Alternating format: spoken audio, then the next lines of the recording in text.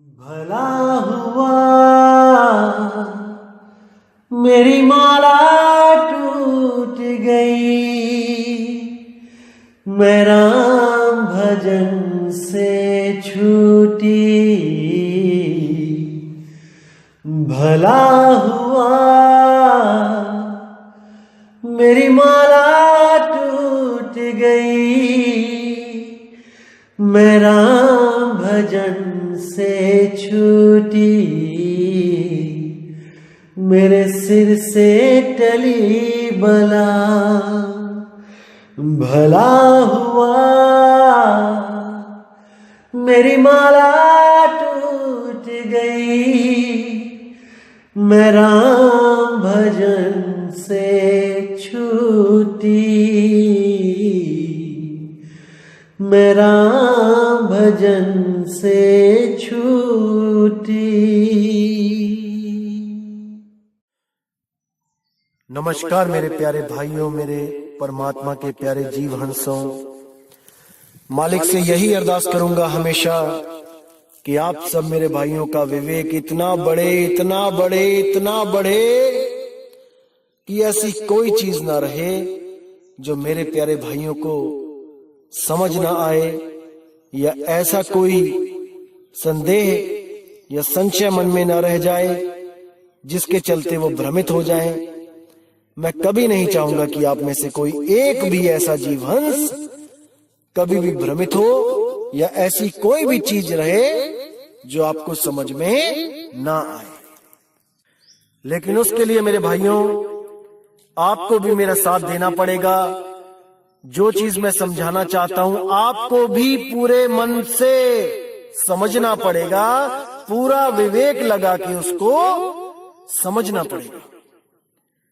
अगर फिर भी समझ में नहीं आता है तो आप मुझे फोन कर सकते हैं, लेकिन पूरा जोर लगा दो मेरे भाई एक एक चीज को समझने में। तो दोस्तों, आज जो हम वाणी लेंगे अनमोल वाणी है, वो बीजक की। सतगुरु बंदी छोड़ कबीर साहब का जो मूल ग्रंथ है बीजक, बहुत ही प्यारी वाणी है, बहुत ही विवेकी वाणी है।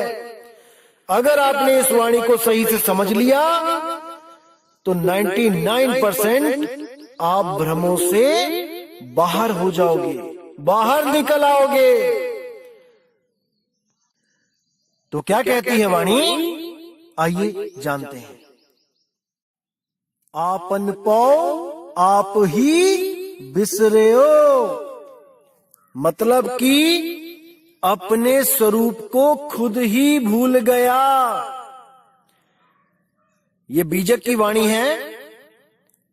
शब्द 76 बहुत सुंदर शब्द है। आज इस पे पूरा विचार करेंगे। जैसे स्वान कांच मंदिर में भरमत भूख मर्यो, ज्यों के हर बपु निरख कूप जल प्रतिमा देख पर्यो।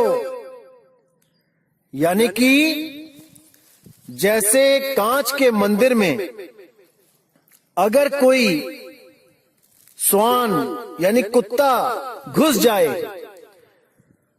तो वो देखता है कि चारों तरफ जो कांच लगा है उसके अंदर उसकी प्रतिमा दिखाई देने लग जाती है, उसका प्रतिबिंब दिखाई देने लग जाता है, और वो वहां पर सोचता है कि मुझे अन्य कुत्तों ने घेर लिया है और ये मुझे नुकसान पहुंचाएंगे। और वो उन कुत्तों की तरफ देख के, यानी अपने ही प्रतिबिंब की तरफ देख के भौंक भौंक के अपने प्राणों को त्याग देता है। मरता मरता भी भौंकता रहता है, क्योंकि वो अपने निज स्वरूप को नहीं जानता, वो अपने निज स्वरूप को भूल चुका है, भूल चुका है। एक छोटी सी कहानी सुनाता हूं। एक बार एक राजा ने ऐसा ही एक महल बनवाया, शीश महल, जिसमें कांच ही कांच लगे थे। तो राजा को पता था कि कोई भी कुत्ता अगर शीश महल में जाता है तो भौंक भौंक के मर जाता है। तो राजा को एक खेल सूझा। उसने पूरे शहर में ढिंढोरा पिटवा दिया कि भाई जो भी अपने कुत्ते को इस शीश महल में एक रात बिता देगा, उसको मैं अपना आधा राज्य दान में दे दूंगा, इनाम में दे दूंगा। तो बड़े बड़े लोग आए, बड़े बड़े ट्रेंड कुत्ते आए, और जैसे ही उनको छोड़ा गया तो एक रात में क्या हुआ, वो भौंक भौंक के उन्होंने अपने प्राण त्याग दिए। शाम को कुत्ता डाला जाता और सुबह को उसकी लाश निकाली जाती। सब बड़े हैरान परेशान कि भाई इतने प्यारे प्यारे कुत्ते ये काल के मुंह में चले गए, लेकिन कोई भी जीवित वापस बाहर ना आ पाया। तो एक बार क्या होता है, एक बहुत ही होशियार आदमी होता है, वो भी अपने कुत्ते को लेके जाता है राजा के पास। कहता है महाराज मेरे कुत्ते को भी इस शीश महल में जाने का मौका दो। तो महाराज कहते हैं क्या तुम्हें अपने कुत्ते से प्रेम नहीं है? बहुत ही सुंदर कुत्ता होता है वो कहता है जी मुझे पूरा प्रेम है अपने कुत्ते से, आप इसको अंदर जाने का मौका तो दो। तो राजा कहता है चलो ठीक है। तो शाम को उस कुत्ते को जब शीश महल में भेजा जाता है और दरवाजे लगा लिए जाते हैं और पूरी रात बीत जाती है, जब सुबह को खोला जाता है तो देखते हैं कि कुत्ता वहीं पर बैठा हुआ है और कभी इस शीशे को देखता है, कभी उस शीशे को देखता है, कभी उस शीशे को देखता है, लेकिन भौंकता नहीं है। राजा बड़ा परेशान, ऐसा कैसे हो सकता है भाई? अरे सारे शहर के कुत्ते मर गए, लेकिन ये कैसा कुत्ता है भाई, ये क्यों नहीं भौंकता है? तब राजा मजबूरी में उसको आधा राज्य दे देता है, लेकिन उससे पूछता है मुझे ये तो बता दे कि ये भौंका क्यों नहीं? तब उस आदमी ने क्या कहा कि महाराज जी जब भी मैं अपनी दाढ़ी बनाता था तो जो शीशा मैं यूज करता था वही शीशा मैं इस कुत्ते को भी दिखा देता था बार बार। तो जैसे ही मैं यूज करता था वही शीशा उसको भी बार बार दिखाने से उसको भी समझ आ गया कि इसमें जो कुत्ता दिखाई दे रहा है वो मेरा ही प्रतिबिंब है, मेरा ही प्रतिबिंब है, मेरी ही नकल है, ये असल नहीं है। जो दिख रहा है वो नकल है, असल नहीं है। अरे जो दिखे सो माया संतों, इसीलिए साहिब ने बोला जो कुछ भी दिखता है वो दृश्य है और जो उसको देखता है वो दृष्टा है। इसीलिए कुत्ता भी समझ चुका था कि मैं दृष्टा हूं, मुझसे भिन्न कुछ नहीं है, सब भ्रम भूत है, मेरे सिवा कुछ भी सत्य नहीं है। इसलिए वो कांच के मंदिर में बैठकर भी अपने प्रतिबिंब को भली भांति जान रहा था कि वो सब मेरी ही नकल है। लेकिन कुछ लोग जो इस कुत्ते से भी गए गुजरे हैं विवेक बुद्धि में, वो उस प्रकाश को देखकर, वो किसी आकृति को देखकर, वो किसी महलों को देखकर, वो आम के बगीचों को देखकर, सोने की सड़कों को देखकर उनको असल मान बैठते हैं कि वो सब असल है, असली स्वर्ग है, असली सतलोक है, असली अगम अनामी लोक है। अरे मेरे भाई ये सब नकल है। जो दिखे सो माया संतों, रंग बदले बहरूपिया। समझ जाओ, समझ जाओ, समझ जाओ, फिर मौका नहीं मिलेगा मेरे भाई, समझ जाओ। तो कहते हैं जैसे सोन कांच मंदिर में भरमत भूख मर्यो, ज्यों के हर बपु निरख कूप जल प्रतिमा देख पर्यो। जैसे एक शेर की कहानी सुनी थी आपने, वो शेर जब कुएं में अपनी ही प्रतिमा को देखता है और सोचता है कि कोई और शेर आ गया है जो मुझे चैलेंज कर रहा है लड़ने के लिए, तो वो उस कुएं में छलांग मार देता है और अपने प्राणों को खो देता है। केवल इसीलिए क्योंकि वो नहीं समझ पाता कि जो दिखे सो माया। अरे जो प्रतिबिंब दिख रहा है वो मेरा ही छाया है, मेरा ही नकल प्रतिबिंब है, असल तो मैं कुएं से बाहर हूं। नहीं समझ पाता। अब कहते हैं वैसे ही गजफटक शिला में दशनन आन अरियो, मरकट मूठ स्वाद नहीं बिहुरे, घर घर रटत फिरियो।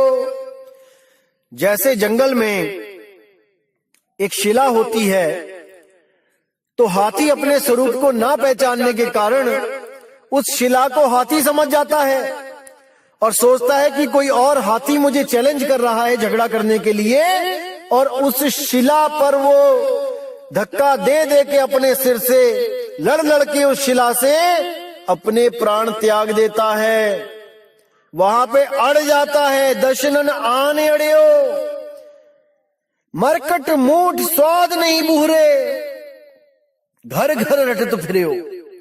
जो बंदर पकड़ने वाले जो होते हैं वो क्या करते हैं, कुछ चने लेते हैं, जमीन पे बिखेर देते हैं और वहीं पर एक जमीन में एक सुराही गाड़ देते हैं जिसकी गर्दन बहुत पतली होती है सुराही की, और उसके अंदर भी कुछ चने के दाने फेंक देते हैं।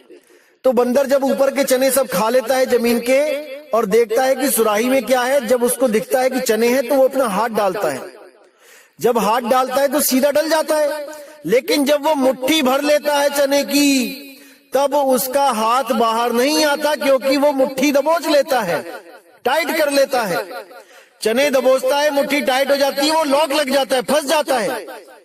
अब वो अगर चने छोड़ के हाथ बाहर निकाल ले तो वो आजाद हो सकता है, लेकिन उसको लगता है कि मेरा किसी ने हाथ अंदर पकड़ लिया है, क्योंकि जब मैंने हाथ डाला था तब तो बड़े आराम से डल गया था, अब मैं निकाल रहा हूं तो हाथ निकल नहीं रहा है, मुझे किसी ने पकड़ लिया है। केवल और केवल उस लालच के कारण। अगर वो मुट्ठी खोल दे तो वो बाहर आ सकता है, लेकिन मुट्ठी बंद रखता है क्योंकि चने ना कहीं छूट जाएं। तो एक मुट्ठी चने के कारण वो पूरी उम्र घर घर नाचता है, घर घर नाटक करता रहता है और महादुख पाता है, आजादी को हमेशा के लिए खो देता है। ये केवल और केवल अपने निज स्वरूप को ना जानने के कारण मेरे भाई। तो आगे कहते हैं, कहे कबीर ललनी के सुवना तोहे कवन पकड़ियो। नलनी के सुवना का मतलब क्या है?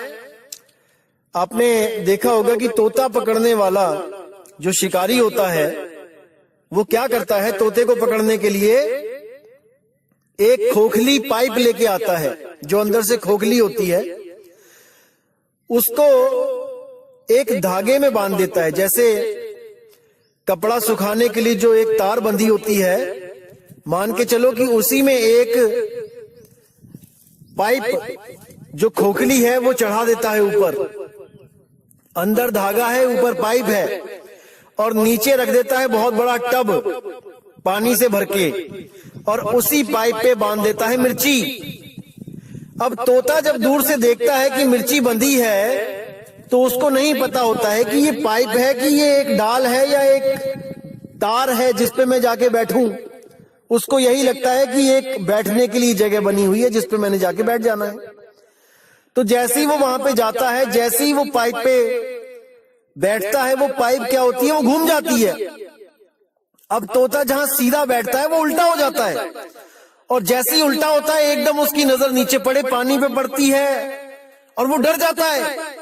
डर के मारे उसके जो पैर होते हैं अपने आप टाइट हो जाते हैं, कस के पकड़ लेता है। कस के पकड़ने के कारण वो पूरा उल्टा लटका होता है और वो सोचता है कि मुझे किसी ने बहुत जोर से पकड़ लिया है, और इस ललनी ने इस पाइप ने मुझे कस के पकड़ लिया है और अब ये मुझे छोड़ नहीं रही। इसी भ्रम में वो लटका रह जाता है और शिकारी आके उसको दबोच लेता है। अगर वो ये भ्रम निकाल दे कि इसने मुझे पकड़ा हुआ है और इस ज्ञान में आ जाए कि मैंने पकड़ा है इसको, मैं छोड़ के इसको उड़ सकता हूं। अगर इस ज्ञान को वो ग्रहण कर ले तो वो कभी भी पिंजड़े में कैद ना हो पाए। लेकिन अज्ञानतावश वो यही समझता रहता है कि इस नलनी ने, इस पाइप ने मुझे पकड़ लिया है और मैं अब उड़ नहीं पाऊंगा। बस इसी भ्रम में वो शिकारी के हाथ लग जाता है। इसीलिए साहिब बोल रहे हैं, कहें कबीर ललनी के सुवना तो हे कवन पकड़े हो। अरे तुझे किसने पकड़ा है रे, तूने पकड़ा है इसको। इसीलिए बोल रहे हैं, हे जीवात्मा तुझे कोई नहीं पकड़ सकता, काल तुझे नहीं पकड़ सकता, माया तुझे नहीं पकड़ सकती, 3 गुण तुझे नहीं पकड़ सकते, 5 तत्व, 25 प्रकृति, 10 इंद्रियां तुझे नहीं पकड़ सकते। तू आजाद है, लेकिन तूने इसे पकड़ रखा है, इसलिए तू गुलाम है, इसीलिए तू गुलाम है। अगर तुझे कोई ऐसा गुरु मिल जाए जो तुझे तेरा निज स्वरूप लखा दे और इस जड़वत प्रकृति से तुझे अलग कर दे, तो तुझे कोई नहीं पकड़ सकता। अरे नलनी के सोना तो हे कवन पकड़े हो, तुझे कौन पकड़ सकता है, अर्थात कोई नहीं। अरे ये धरती हांडी भई, ढकना भयो आकाश, 3 लोक ईंधन भया, जीव को कहा निकास। सतगुरु हांडी फोड़ के ढकना दियो उघार, और सुरत चली सतलोक को काल रहा झक मार। ये सुरत अपने निज स्वरूप उसको प्राप्त करने के लिए चली और ये काल झक मार रहा है। ये उसको नहीं पकड़ सकता, क्योंकि उस सुरत के बिना ये बेजान है, जड़ है। केवल उस सुरती की वजह से ये तन और मन चलायमान है, ये जीवित हैं। जैसे आप कार चलाते हो, कार जड़ है, आप चेतन हो, आपके द्वारा कार चलाई जाती है, आपके बिना कार नहीं चल सकती। समझो इसको, आप हो जो इसको चला रहे हो। इसी तरह तन और मन आपको नहीं पकड़ सकते, क्योंकि आपके बिना ये मुर्दा है, मुर्दा। लेकिन आपकी शक्ति से ये जीवित होके इस 3 लोक को बसा के बैठे हैं। 3 लोक में इनका राज है, आपको गुप्त कर दिया गया है, ये प्रगट हैं, और आप उस गुप्त रूप को, उस गुप्त नाम को, उस निज नाम को नहीं जान पा रहे। इसीलिए बंदी छोड़ को यहाँ पर आप जैसी देह बना के आना पड़ता है, देह धारण करके आना पड़ता है। वो देहधारी नहीं है कि उसकी कोई अपनी देह है, वो देह धारण करके आता है। जैसे राजा किसी लड़ाई में जाए तो अस्त्र शस्त्र धारण करके जाता है। इसका मतलब ये नहीं कि वो घर में बैठा हो भी अस्त्र शस्त्र धारण करके बैठा होता है, या उसके शरीर ही अस्त्र शस्त्र से लदे होते हैं। नहीं भाई, जब समय आता है तब वो अस्त्र शस्त्र धारण करता है और युद्ध को जाता है। इसी तरह जब कबीर साहब ज्ञान देने आते हैं तब शरीर को धारण करते हैं, और जब निज स्वरूप में जाते हैं तो धारण शरीर को हटा देते हैं, गुप्त कर देते हैं। वो देहधारी नहीं है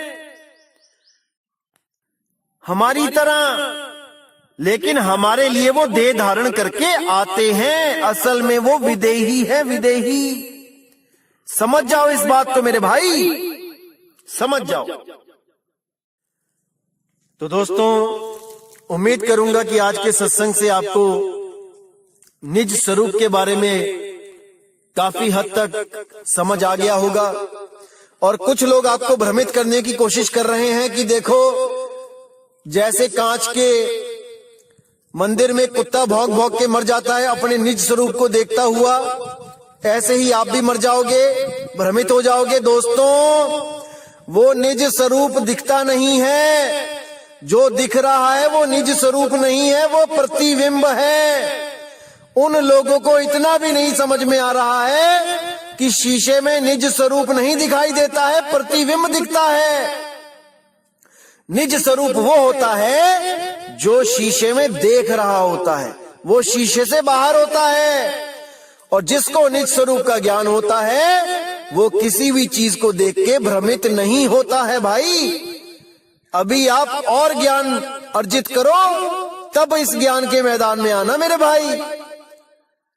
तो आप लोगों ने इन लोगों की बातों पे बिना विवेक किए भरोसा नहीं करना है मेरे भाई। इन लोगों को बोलने दो क्या बोलते हैं, आप केवल विवेक करते रहो कि ये क्या कह रहे हैं, क्या समझाना चाहते हैं, कहीं ये खुद भ्रमित तो नहीं है जिनकी बातों में आके आप और भ्रमित हो जाओ। बिल्कुल पूरा विवेक लगा देना है आपने। किसी भी सत्संग को सुनने में जो मेरे खिलाफ बोलते हैं उसको 10 बार सुनो, समझो कि कहां पर वो गलती कर रहा है।